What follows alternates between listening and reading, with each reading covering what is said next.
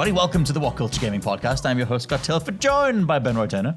Timeful. And Josh Brown. Hiya. Finding all of us on the beach because we are the three people in the office who have finished Death Stranding. I think Benji just has as well, but he's not within the vicinity. So we're going to crack on anyway. This is a full-on Death Stranding spoilercast. Oh dear God, every single thing is up for grabs.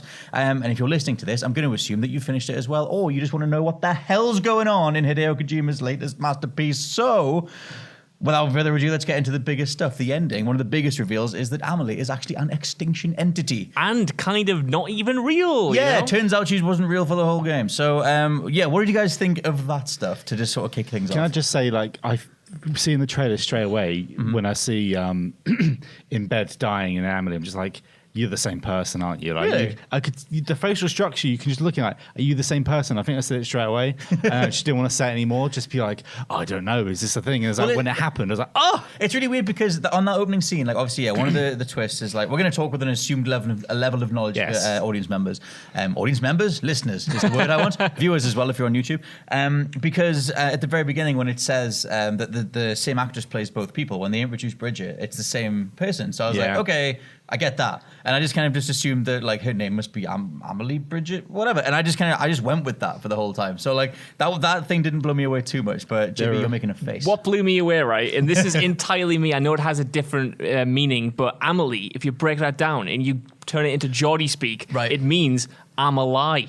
I'm a lie. I'm not real. But they even do that by breaking down like the French word for it. Like that's some of the thing. Like, I've got a whole separate point for the level of script writing, let's say, and some of the stuff like Princess Peach and I'm Mario and you're Princess Peach. That stuff was the stuff where I really started going like, okay, like you've lost me. But I know I messaged you guys saying like, what the living hell is this game, or is this scene rather? It's like 3 hours before the end as well. Yeah. Which that's someone needs to just get in touch with Big Hideo, Big Bad Codge, and just tell him, look, credits come at the end. All right, don't do the credits if you've got another 3 hours. When I got to that first credit scene when you're just waiting, I was waiting for one of you to eventually get a message going, what, do you just wait here? Are you just meant to run until Sam decides to sit down? Yeah, and then even when you figure that out, that you just have to run and sit and get some plot, you do that another 7 times. Yeah, Ben Roy, I'm going to tell you something that I haven't taught you in real life because I've been saving it for this podcast. But when I got to that moment where you sit down and the credits roll, I thought that was the end, obviously. So I messaged you saying, I've finished, and you messaged me back saying, it's proper guttering when you have to take Lou to the incinerator. And I thought, no, I am not. I'm going to put Spoiler Roy strikes again. Out the window. That's a thing. So, okay. Mr. Ben Roy's gone bright red. Red Roy. I think that's one of the things, though, that comes with the way that ending is paced. Because, maybe if you sort of your Metal Gears, you know that he tends to do stuff post-credits. He tends to sort of elongate things out. This is the most elongated, I feel, for like an ending sequence in terms of the pacing of it. And the fact that across all of Death Stranding, one of the things that I loved was, you're building America, you're coming together, and like, where's it all going to lead and whatever.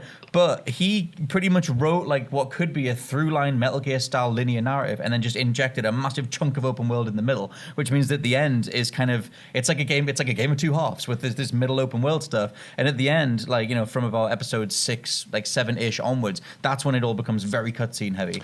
And like, I think there's a very noticeable thing where, for me, I don't think Kojima's adapted to open world storytelling very well. It feels very fragmented, I feel. I like the story. I really love where it goes. I thought it was really emotional, but it does feel like a game of two halves. Towards the end, full Metal Gear, especially with the Cliff Dunga stuff and all Die-Hardman. I was like, they're either going to be John McClane, so they're either going to be best friends on the battlefield, or they're going to be lovers. Because at one point, when you're BB inside the pod, like, are they gonna kiss? Yeah, because there's goose in my way. Well, when it comes to like Cliff Unger, I knew the game couldn't have been finishing when I thought it was going to, because he'd barely even been introduced. Like, it felt like the game was wrapping up, and yet we'd barely been introduced to who this guy is and what he means. And then there was another 2 or 3 hours of cutscenes involving him. You can tell by Kojima's social feeds that he spent months with Mads Mikkelsen. So true. It wasn't going to be just 2 or 3 scenes. Plus, even in the trailers, like the amount, that's a separate point, but the amount of stuff that was in the trailers that I think that they pulled from scenes that are literally 30, 40 hours into the game, things like Hartman's introduction that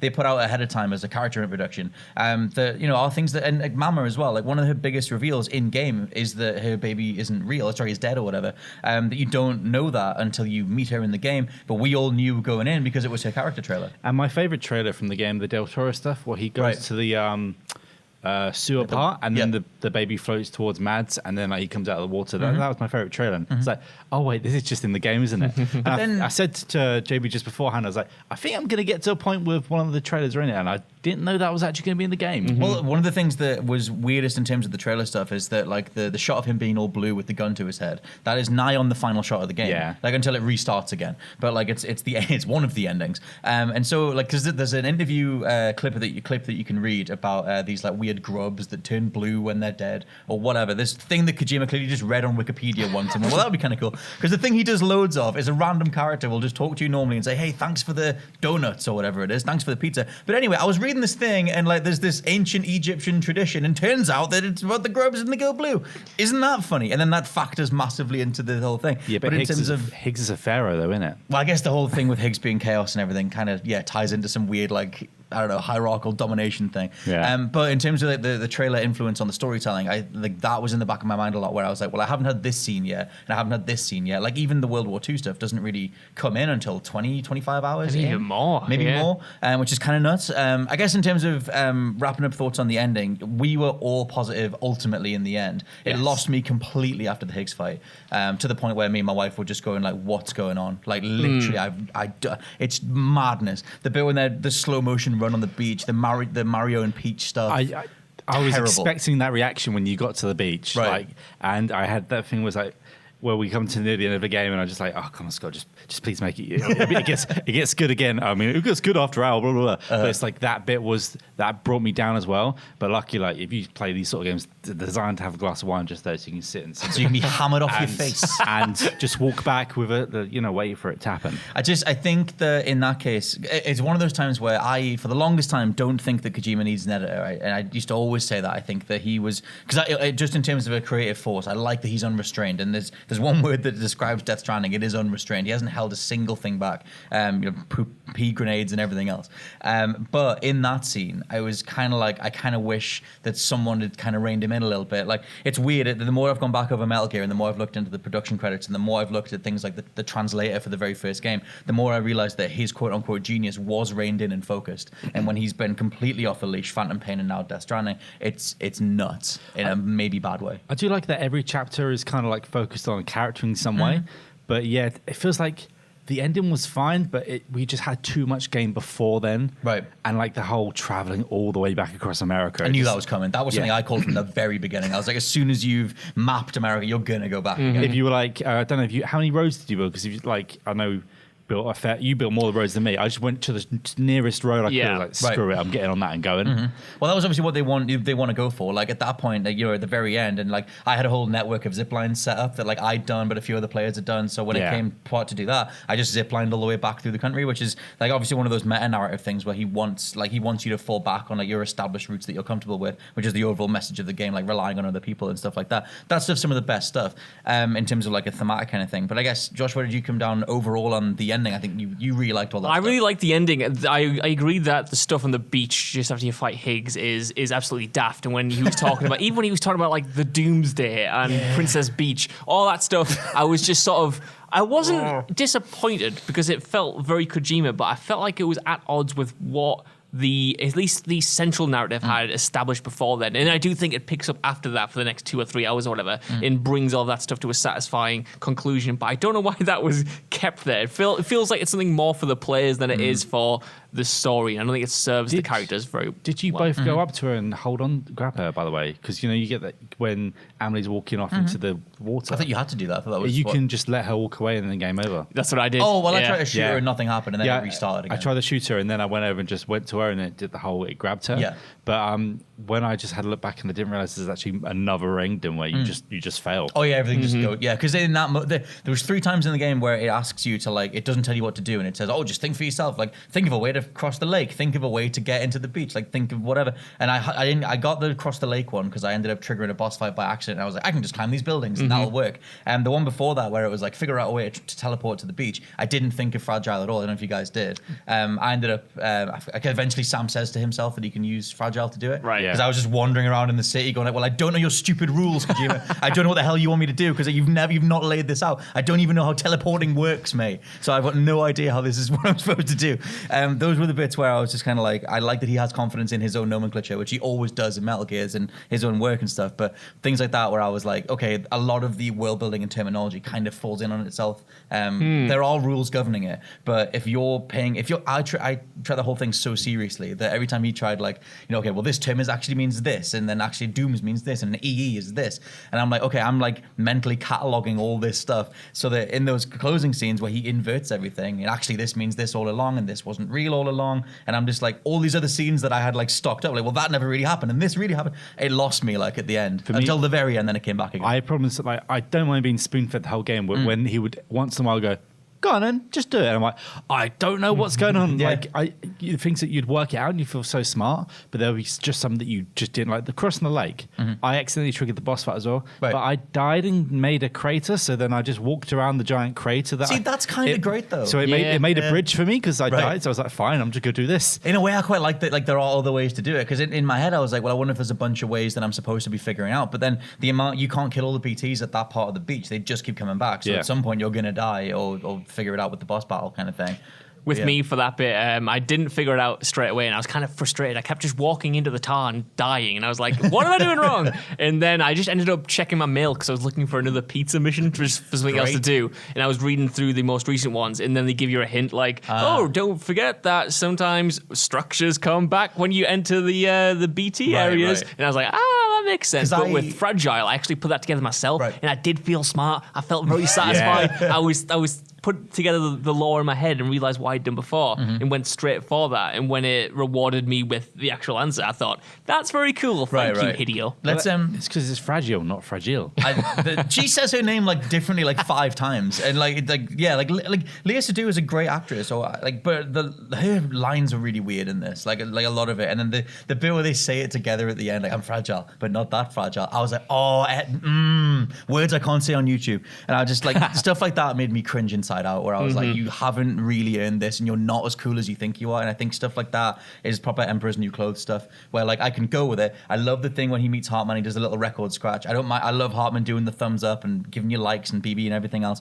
But then sometimes the lines he tries to nail, like that Fragile line, I think are just like, oh man, actually you think this is way cooler than it is, and it isn't at all.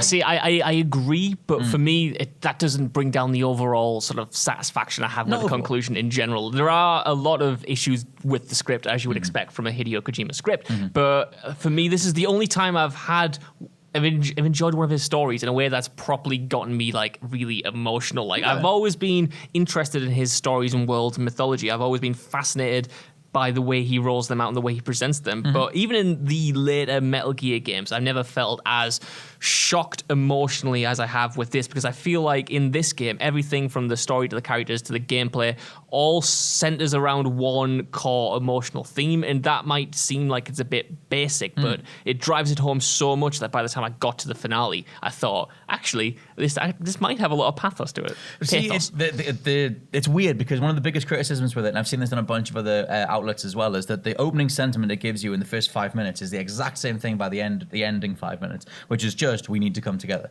And it's like, yeah, fine. And the thing that I really like is that he frames that in a human history kind of way. Like, when he first starts mentioning the 5 other extinctions, like they're all real. Like, there are things that have happened in the past, these big phenomena that resulted in mass extinctions of human history, in world history. And that's just really interesting in framing, like, isn't the idea that we can come together at all this massive natural miracle? Yeah. And it's like, that's cool, like giving it all this context and weight and everything. That's why I love the Amelie twist towards the end, because when it was revealed that she was the quote-unquote bad guy, I kind of rolled my eyes, because I was just convinced that she'd be sort of one-dimensional. But when they fleshed out why she was doing what she was doing, and that she was born as this extinction entity, and she sort of rebelled against her, destiny, essentially, it ended up causing the Death Stranding. And then she decided that, look, life was a fluke. The Big Bang happened. We shouldn't even be here. And the nature is trying to take its course and fix that through these different extinction events. And it's just not happening because humans are too darn, stubborn, and they keep coming back. So I'm gonna finish it. I'm gonna stop this suffering. She just doesn't get why humans continue to forge connections. It's the Matrix ending. Yeah. Why do you persist? Why do you persist in sight of, utter annihilation that will come eventually, whether it's tomorrow or in 1,000 years' time. In the way that was presented towards the end for me, like you said, it's essentially the same message that you get at the start of the game, but the way they present it and the way they hammer it home and your journey both as a player and as a spectator of the plot, for me, I just thought that was really awesome in a way that Kojima hasn't done before, because he's tackled big philosophical themes in his writing before, but for me they're often convoluted and wordy and so on the nose, and this is on the nose, but it felt contextualized in the actual plot. It didn't feel sort of, like the plot was just a vehicle for these long monologues. It felt interwoven in a more natural way than I think other games have been. Even though he did kind of get his vehicle stuff in with Higgs. Higgs was his vehicle to do all that crazy stuff. And Higgs, I feel like if we do carry on, if there is another Stranding, he's going to be like the Ocelot. Because I don't think he's dead. Like, I don't think he killed him. So even though you had the gunshot, he would show that. Yeah, I think the Higgs stuff's really weird because obviously, like, he was called Higgs in the beginning, and we said months ago that he must be like the God particle and he's chaos and whatever. And then he literally is that. And he's literally saying that to you over and over again. I am the God particle. I am chaos. And literally, like, Fragile takes his mask. I brought you a metaphor. And it's like, okay, yeah. You really want to just hammer this every single part of this film. And that was the sort of stuff where like I said, he kind of wants to have his cake and philosophize about it as well. And that sort of stuff kind of stood out. I do think, because you said about you think that it feels a bit more natural in terms of like the big essay level stuff that he does, that he's kind of been known for ever since the end of Metal Gear Solid 2. I would say that ending stuff where you're running and waiting for the next bit to trigger, that was where it felt really belabored, and I wish that they'd threaded maybe something relating to Amelie's true purpose throughout the rest of it. Because it ends up feeling more like I said, like he's struggling with open world design, and he's like, well, I can't give this to the player now because they have 80 hours beforehand, so I'm going to wait, and and then here's the rest of the game, and it all feels like very like lumpen and laden. It was the end credit scene, and towards the end of Crossing America, when you had all these demon jellyfish, and it just really slows you down, and you just want to get to the point, and it's just like these roadblocks. Oh, come on then, fine. And it's like, it's super simple storytelling to just be like, well, Higgs can do everything. He can create the clouds, he can create the rain and everything else because Amelie just willed it. And then I'm just like, okay, well, that kind of breaks all the stuff earlier on with, like, she was going along with being the damsel in distress and going on his shoulder when he kidnapped her and being inside that giant boss creature. And then when he stabbed her and took her necklace, like, what the hell was all that? Essentially, it's just for Sam, isn't it? Because she's manipulating him because she needs to do this last Stranding. She needs him to be, find her and get to her beach. And she can only really do that because he doesn't care about connecting America. He says that over and over again at the beginning. He has to be convinced to go on this job, and for him the main goal, and I actually forgot this because the game stretches it out over so many hours, I forgot that he doesn't really want to be there connecting things. He's just there to get to the other side of America so he can get to her. So I feel like Higgs is just sort of a means to an end. He is the big bad villain that he keeps referencing himself as sort of the last boss, but he's not. He's just sort of a pawn. But to Sam and the player, I guess, he is the end boss. He is the main antagonist that we've been fighting against, and then that rug is pulled from under you, and then Amelie gets what she needs. Yeah, they also do the thing where Kojima gets to like prod his audience right in the eyes. Like, the first time you fight Higgs, and he's like, oh, is this all you want? Like, you've been waiting for it, right? Like, oh, there's all the slog. Like, I'm a boss fight, so whatever. And like, that's the stuff that I really like him for, but I think it's weird ultimately looking back 40 hours later and being like, okay, he was just a joke kind of thing. It's almost like you forget about the whole point of the mission as well as like Sam does. Like, you forget that he's like, oh, stupid baby on my chest sort of thing. And you sort of like, kind of like, you don't just quickly shake Lou. For me, it was more like, I just want to look after this kid. Yeah. Like, I don't want it to cry and I want to get through this. And the ending, like, carrying Lou up to the incinerator ruined me quite a bit. I can't believe you just texted it. I can't believe he said he finished it. I can't believe Vader was his father. But yeah, that whole thing of like, and the whole point of being like, it really emphasizes like just the loneliness out there. And sure, you're interacting with all these people, but they're all just holograms. You never really actually in game ever really see another. There's some AI NPC a couple of times. Oh yeah, some nice guys which like here's a thing. Apart from that, you're just running over some guys in yellow suits, and that's about it. I do think it is at least partly intentional what you said there, where you kind of not forget about the purpose of the mission, but it sort of gets superseded by those connections, because you start at your initial motivation between Sam and the player is to find Amelie, but then after 10 hours or so, you're enjoying connecting these different areas so much that becomes the focus, and it's sort of. Sam as a character is very frustrating because he doesn't get much sort of direct character development, but I think the way he develops personal relationships is through the player as well, as you come to focus on, just connecting places and doing runs for people and getting to know them through the mail and stuff. And I think that sort of blends into Sam learning to, forge relationships and not be worried about being touched and being a loner all the time. It was weird when he started talking more towards the end. It's like, oh yeah, you actually do speak. But I disagree with all that stuff because the thing is because the opening gambit, because it's such a cutscene heavy thing, because you spend the first 2 hours like 80% in cutscenes, they really hammer it home that this is your driving force, this is the thing you're going to do, and one of your loved ones is being held hostage. So that's a big immediate plot drive. So for me, that never went away, and that was always the thing that I was going towards. And I can deviate away and deliver some extra packages and make some extra strands. Yeah. But the Amelie thing was always front and center. Oh no, yeah, 100%. Like that's even with Sam every single time she sees her in the holograms and stuff. But I think for me, at least, the point is that once you realize what she's been doing, then you sort of look back on your time and you think, actually, what was the point? Like, what was it? Was it to get Amelie, or was it sort of? It's literally right. And I hate to say this because I thought about it, and I love Death Stranding so much, and I love its plot. But Death Stranding's plot is literally the real Death Stranding, with a friend you made along the way. The thing is, the whole point, like you just said, is that actually you were doing it for yourself, and she's literally not real. So, literally, they want to hammer that. Even that, they want to hammer home. For me, after about the 17th Die-Hardman monologue, I kind of forgot what was going on, and you just find yourself building the roads to help connect and think. And after you get into that loop so much, then you're like, oh wait a minute, now I'm going to go with Dead Man for a bit, and then you're stuck in this whole mama stuff, and I just forgot the greater plot for quite a while.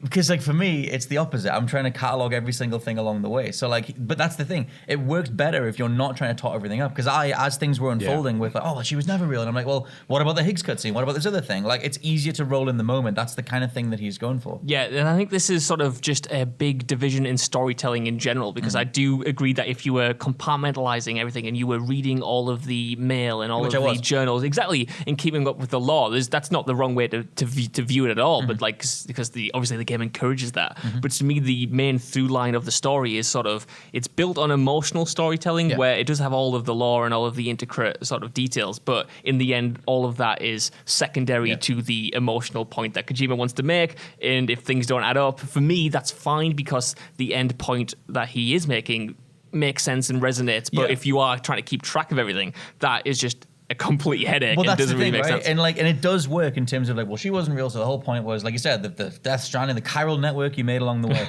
and it's and that's great. And he literally in the BBC documentary talked about he wants people to take these life lessons and take them forward outside the game. And holistically, it totally makes sense. But I think that both elements of this game, the open world stuff, the connectivity, the building the world together, is diametrically opposed with sit down and watch this cutscene. Yes. And I think that they clash so hard that it makes the ending such a mess. It was almost like you love it, but playing the game to earn it, and that's what I was kind of doing at the start. But towards the end, the loop just becomes so good. Is it to write it down? I got into the loop so much, and sure, it's 2-hour cutscene, 5 hours of walking around, but it shouldn't have worked, but for me it just did. Right. Because the thing the visual that I love, or just in terms of I love any sort of anything Blade Runner, any sort of climactic act where a character talks to God or talks to their creator, and what would you ask your creator, and things like that. And so I love the scene when he becomes face to face with Amelie, and the solution to all the problems is, hey, what if you just gave your evil thoughts a hug? What if that? And it's so beautifully simplistic, but also kind of on the nose ridiculous, and it works in the moment, especially with the visuals of the whole universe collapsing behind her and everything. And so I really like that stuff. But I think that it's weird. It works if you take a step back and you go and kind of line up all the plot points. And I don't know, it's in the moment it just didn't necessarily work for me. The visual of her being hugged and the reality of that kind of worked. But for the longest time for the game, for me, I was okay, he's trying to get his family back together and whatever. And I feel like the game's overall runtime got in the way of some of the messaging. I think whereas most games feel like they're always trying to be cinematic experiences, this is more like a season of TV. It's more like you consume the whole season, because you get Clifford Unger at little bits, but you always meant to remember he's there, but not thinking, but wait a minute, how does World War I play into the fact that I just delivered a pizza? Well, I was constantly thinking that. But certain moments the Higgs forcing Fragile to walk into the rain, that would wipe out, say, the past things for me, and then I was now thinking about that, and I'd go forward to then think compartmentalizing each bit, and I think this storytelling for me, it felt like it was trying to be a season of TV rather than like of what games have aspired to be, just like a film. Yeah. This whole point. I mean, especially like I said, towards the end, it is like one big season finale. Like, here's your massive info dump. But that stuff, like, we can talk about Sam and Lou because, like, it's weird.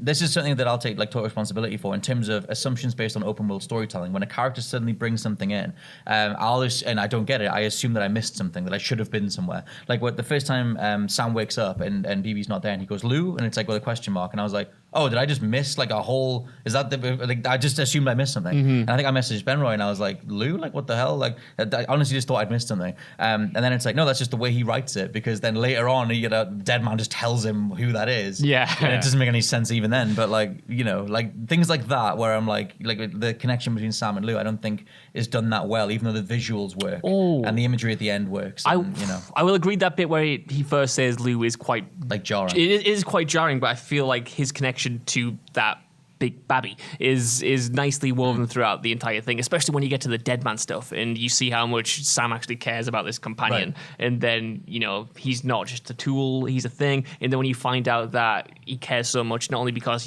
it's an actual child and you obviously care about actual children, but because you don't, yeah. But there is a connection to the child that he lost, who was called Louise, which is where the name comes from, is, for me, I love that little reveal towards the end that he did have, because you forget that Sam has a family and that it ended in such tragedy, and that to me explained enough why he had such a personal connection to this bridge baby. And I feel like we didn't get that initial cutscene like now you love Lou, because it was like you, the player, were getting to love Lou anyway, so it just happened. And then, it might be jarring for some people in Deathmatch, which like, oh, more stuff, World War II. But like, for me, it was like I was already invested in Lou at the time. Sure, I was a bit like, okay, well, that's her name, but then like everything else just sort of melded together. Because did you leave the speaker on your controller so you could always hear them crying? Yeah. Right, I eventually turned mine off. Well, I have mine off by default, so I didn't, and I've turned it back on. I was like, oh, they're gonna cry every single time I'm near anything. Like, no, I'm turning this back off again.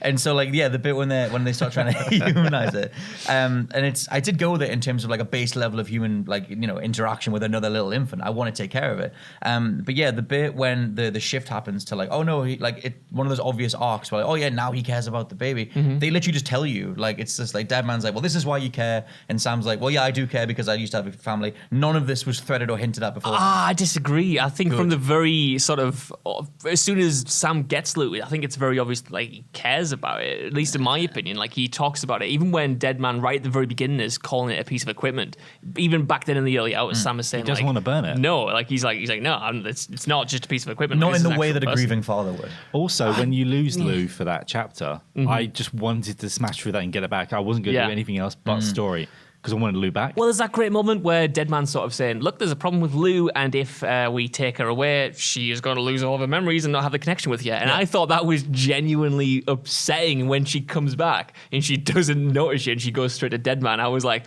whew, that's an emotional gut punch, my friend.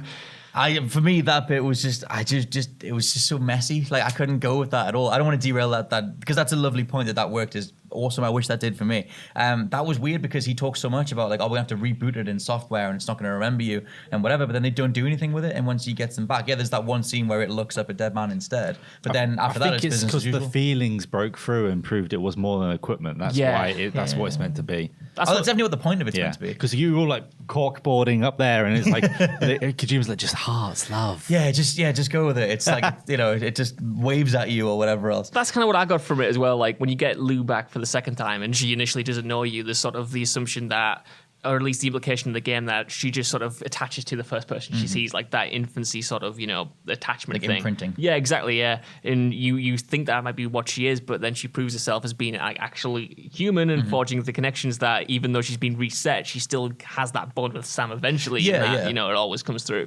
Which is obviously like a really lovely sentiment. I just think it's just weird. So there's something about the way that he writes games, especially like Phantom Pain and this, that I think have this weird like ethereal quality to them where everyone is kind of disconnected. Everyone is their own motivations and they don't necessarily necessarily feel very human. They monologue about why they're called what they're called, and like, someone like Sam, when all's told about him and what he really went through and everything, I'm like, well, it's just strange. He plays it off as like, well, Sam's disconnected and America's effed, so like I'm not bothered. But then that also is assumedly why he doesn't talk about anything relating to himself until the script wants you to know, which then it works more as a surprise than things that he maybe could have said earlier on or whatever. And I find that mounts up to a level of unbelievability or suspension of disbelief that gets in the way for me in terms of buying the overall emotional moments, because I don't feel like they're as earned. It's weird because it feels just like Norman Reedus after watching like 1,000 episodes of The Walking Dead, but then like I feel like it does kind of work because I don't want to be like, oh, Kojima wants you to feel. I feel like it's that he's meant to just be a bit soulless and just quiet because you are him. Like he wants his big friend from Hollywood to be in this, but you're just being that big friend from Hollywood. Yeah. He also wants you to be an avatar and just, and be the delivery person and be kind of completely disconnected. And that's it's so obvious what he's going for in terms of like, he's going to learn to feel over time. And I'm like, yeah, totally. Like that's like, but like I said, they hammer it home. They tell you when those moments come. Like, they literally, like he literally says like, no, it's not equipment. It's a baby. And I'm like, yeah, okay. Like, oh, you got there like 20 hours in. Like it didn't feel natural. It felt like that's the thing that he wrote at that point in time because we need that shift to happen. Now it's called Lou. It does feel like whatever. Everyone in this game was business first, and there was like let's just sit down and look at this monkey smoking or something like that. But it's like, for as much as the whole thing is this giant sort of extrapolation of human chemistry and the need to be together and community and companionship and everything, there's not really a human element to the script. It's all very very synthetic and very like, all characters are labeled as cargo, and it's all very purposeful. It's all very like utilitarian. It's like, well, what is your utility? What is your purpose? I think that is. Sorry, Ben, go. I was just saying, is it distillation of the fact that all the human elements have become just like cargo? He would obviously say so, yeah. The crying, like we would cry, but crying in this game is a chemical reaction to like teleporting, so it's all forced. All the human elements now are just gone, and they're not natural. They're all forced by some sort of aspect. Yeah, I'd agree with Ben Roy, to be fair. And I think it's when you look at these characters in the game and you dig into them, then you do find that they aren't just cargo. You know what I mean? They are still, despite everything, despite the fact that a Death Stranding has happened and the world is doomed, that they're still human. It's still the connections that sort of define them. Like Mama's connection to a child and her sister, Die-Hardman's connection to his two mentor figures in Bridget and Cliff. Everyone has sort of these really deeply human elements that have been hidden or sort of pushed apart as America itself has sort of come apart. And again, it's a big sledgehammer metaphor, but I would disagree saying that it doesn't have that human element in the script, because I think if anything it has too much of it, because he's just goes all in on it over and over again. It's like nuanced ways of dissecting what I mean by that. I think which is like a whole wider conversation, but I think there's like some character interactions have warmth. The time that you first meet up with Mama, it feels like an actual person is talking to you. Whereas like when you talk to Deadman or Die-Hardman or Fragile, you're getting barely any fractions of what an actual human being would be like. And that's maybe a reflection on how much he wants you to feel that disparate sort of disconnect from what society is right now, like in our timeline right now, as opposed to this sort of weird post-apocalyptic thing. But for me, all that stuff mounted up to being like a weird sense of things just kind of feeling jarring, which kind of got in the way of, then when he starts laboring everything else on about extinction entities and God and whatever else. I never thought Die-Hardman would be an actual human character in this, and then the last 2 hours, some of the best acting in the game. Some of the best acting in any video game ever. Yeah. Like, easily. That scene was weird, though, because I don't mean to be so negative either. I really, love the game. I just have these weird problems with the script, which for me, are the linchpin for so much of it. And for me, they kind of get in the way. That Die-Hardman scene, though, when that was happening, when he was really going for it, and he starts snotting everywhere, and I'm like, you're getting, proper upset. Yeah. In the moment, I was like, did I miss why you're this upset? I know what you did, but dude. I bloody love that, man. I love it so much. I think the acting is great, and I do think it's justified, because obviously, he kept getting saved by Cliff when he was in his military group, but he also loved Bridget. He loved both of them, and then she forced him to kill not only his other mentor figure, but also her little child. And then I love the fact that he's crying because Cliff has finally come for him. He's finally come for his revenge. He's been waiting for the moment where he atones for his sins, and he doesn't get that satisfaction. He doesn't get the finality of death. He's got to continue on living in this world and trying to make it better. And that's the hard part. You know what I mean? It would be easy for him to just have Cliff kill him and have all be forgiven or at least justified, but instead he's got to continue living with the guilt. He's got to try to make America better. He's now the president. He's got all of those emotions, and he hasn't had a connection with someone. He hasn't been able to reveal this in years, and now Sam knows. But it's also weird. Just thinking about seeing, for most of the game, you see Clifford Unger through the perspective of Lou, BB, or whatever you'd like to call the baby in the jar. But I feel like towards the end, the game tricked me into thinking that he was my dad, because like I was always looking at him from this kid's perspective up like this, and then when you knew he was going to get offed, I didn't want it to happen. I didn't want to see it when you felt, oh, he's going to get out. No, he's not getting out. Oh, where are you going? Why do we only have this one corridor rendered? Yeah, I think it's weird that on both points, like for me, they don't do anywhere near enough in the script to like the way you just described, like Die-Hardman's motivations and why he has that massive breakdown scene at the end. If they'd done way more with his relationship with Bridget, and if they'd done way more with his agency throughout the whole game in terms of giving him this presence instead of him just being a hologram, like 5 or 6 times, then that final scene would easily go down in gaming history as one of the greatest pieces of acting ever. And it's still going to be in terms of pure motion capture.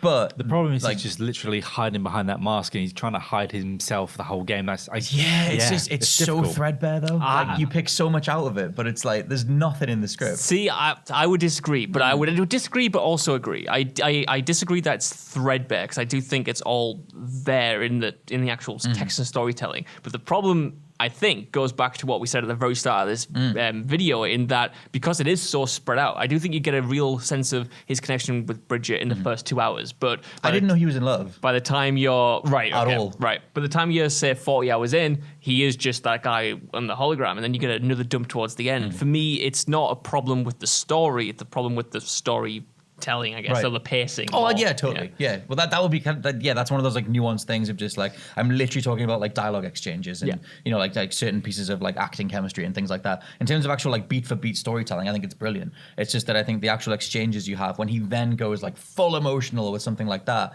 where I'm just kind of like, you've not really built up to this or anything. And like, maybe it works because it is so disparate and it is this sort of highlighting of emotion in this world so devoid of it that it can work even more. But like, for me, it got in the way. I don't know if it was the same. Were you a fan of the Die-Hardman breakdown? Yes, because I didn't really see it coming, but then when it happened, I was like, "Oh God, this is going through." And I didn't really pick up the Bridget stuff until really towards the end. But I was thinking, well, my Metal Gear brain was thinking that he loves him because he's like love blooms on the battlefield, so he loves Clifford Unger for saving him all this time, and the guilt of him being like responsible for pretty much this death and like everything that's happening. I think all that comes in the last like him trying to hide behind his mask the whole time. But I mean, that's why it kind of works, because he was nothing more than just a quest giver for basically the whole game. Yeah. And someone decent in the cutscene at the beginning with a cool mask, a ridiculous mask, which was Bridget's first, because why not? Yeah. And then she doesn't wear it, and then she does wear it. But for me, I didn't think Die-Hardman would be my favorite character. Mine's one of Mama, them. but mine's probably Big Mads. Nice, but, Mads is great. But it was like he was bottom of the list and then up to the top towards the end. Yeah, and again, I think that is sort of kind of intentional with what we were talking about earlier, with that everyone is sort of so dehumanized at the beginning. They haven't even got the real names; they're hidden. But then when you dig under the surface of everyone, they've all got these really tragic human feelings that they're feeling. They just haven't been able to express them or connect. And I do like that out of nowhere, Die-Hardman, the lamest dude in the story up until that point, has the biggest emotional breakdown, and you're like, oh yeah, he was human after all, wasn't he? I think it's probably totally subjective, but I think if you're going to rush that level, like considering the overall runtime, we're averaging about 50 hours. If you crunch a lot of the review data and you crunch what we did, we finished it about 40 hours each, I think. Benji did it in about 30. Yeah, we just went main mission. And if you crunch that across like 50 hours runtime, you have a big old chunk of storytelling at the beginning and a big old storytelling chunk at the end, when there's so much time and space for that you could have done all this stuff way more naturally and in a way that would have led up to these big moments at the end. And I think the Amelie one lands because you're more in touch with her throughout the whole thing, and her overall role ties into the fact that you're building America over time. The Die-Hardman stuff, I just found to be weirdly not overacted because it works. And Tommy Earl Jones is an incredible actor, but like, that stuff was just. There's a lot of stuff where I'm just like, this is just coming at me. Just all these scenes sort of coming. I at me. almost feel like he should have got the nod over Norman Reedus for best for the Video Game Awards. Best performer. Yeah. I don't think Norman Reedus' performance in this is anything, to be honest. Like, there's a bit where he breaks down once. But like, it's not anything compared to what other people. It's all right. It's Norman Reedus. Yeah. Whereas like Mads getting nominated is there's a lot more to him, and I think his presence is way stronger. I had one final question, unless either of you guys want to raise anything in particular. maybe not. I think I would have liked to just see how Higgs scurried away, like in like a little pizza costume outfit. Or if they cut him in a box and he was walking away in a Metal Gear box, I probably would have loved him. Yeah. I mean, I love him anyway. Something like that, because I just want to express how great I feel like the whole Higgs stuff went, because I was expecting, it just keeps appearing and going away. Are they just going to do this? And then no, he's in the giant BT. Sorry, BD, because of Star Wars. Yes. BT, and then you throw boxes at him, and I was like, oh god, you're gonna make me throw suitcases at him for about 20 minutes. Yes. And then you have the punch up, and then it becomes Metal Gear I was Solid really 4 bad at the blocking, so when he gets his combinations, you just beat him, and then you get another like long cutscene forever. Mm-hmm. I think he just chews it up so much, and Troy Baker is fantastic, and I just. Plus, after you do all that stuff, you get access to his journal, and then you can go to his bunker. And I've still not gone there yet, but I can't wait to. Okay, I have. Like it's just I think for him, like he's meant to be chaos, and it's like it's playing in this wider realm of like certain like celestial entities and what do they want, and whoever Higgs is. Well, Higgs is meant to represent like pure chaos, but also he's also a cipher for video game violence and that initial rush and not wanting to go down. You know, he literally references it, like I said in that first boss battle, which makes him the weirdest non-character ever. But he also serves such a specific purpose. It's just weird. It's such a mishmash of ideas, but like, I mean, overall, you guys are. I mean, it's weird. I have a lot of problems with the script, but I'm overall positive on it. In the moment when I hugged Amelie and the credits were rolling, I had a big feeling of genuine positivity, and I was like, I'm so glad I went through this. Yeah. I think both of you guys are more positive than me on the storytelling and script overall. Yes. Yeah, I think so. Yeah. I feel like Control I loved, but then this was an experience that I will remember. This game, this took a part of me because 50 hours or so. Yes. It was a long thing. Because where were you for Game of the Year stuff? I think Josh, it's right up there for you. It is my Game of the Year. I wasn't sure at first, but I haven't had a game that I've just wanted to live and breathe like this. I usually play games for a long time, but it takes me a long time to get to a high hour count. Whereas this, I finished in 6 days and played 50 hours of it. I just lived, breathed, slept the game. And even when I was at work, I was thinking about what I was going to do at the night. And for me, that on top of a story that actually really emotionally got me, it does have its problems, but it's great. Yeah. I booked a day off for this game today as well. I don't think I would have been able to cope if I didn't book that day off. Really? I needed this game. I needed to play it. I needed to go through it and thinking about it like you was. And then when it took over the office and more people that played than we thought they would were playing it, and it was just it was the perfect loop, like Phantom Pain was almost, but with a more compelling story to me. And it just got in your brain and dug in and wasn't going away until you finished it. And I want to go back to it. It's Game of the Year for me. Yeah, I think Sekiro's Game of the Year, but it's number 2. Lols. Just because you couldn't beat the thing, but it's still pretty good. I think in terms of Death Stranding, the amount of the amount of stuff that he tries to do, the amount of things that kind of like go sideways or whatever. But I'm glad that it exists. I'm glad that something this unique had this much money behind it, and this many people seem to have played it, and the sales are insane for it as well. But yeah, I mean, the last question I had, which you can have a yes or a no, is Hideo Kojima a genius? Sure. Yeah. Yeah, sure, man. Yeah. I will say yes. He's different and fresh, so yes. Yes, I like the fact that at least he's tried something that like no other developer has done, especially this year, especially this generation. But yeah, let us know what you think down in the comments below if you're following along on the video side of things, or come find us on social media if you're listening on the audio platforms. For now, though, Ivan Scott from WhatCulture.com. This has been the WhatCulture Gaming Podcast. That was the wrong outro, but it doesn't matter because I'm joined by Ben Roy Turner. Goodbye. I'm Josh Brown. See ya. I will catch you next time. Bye.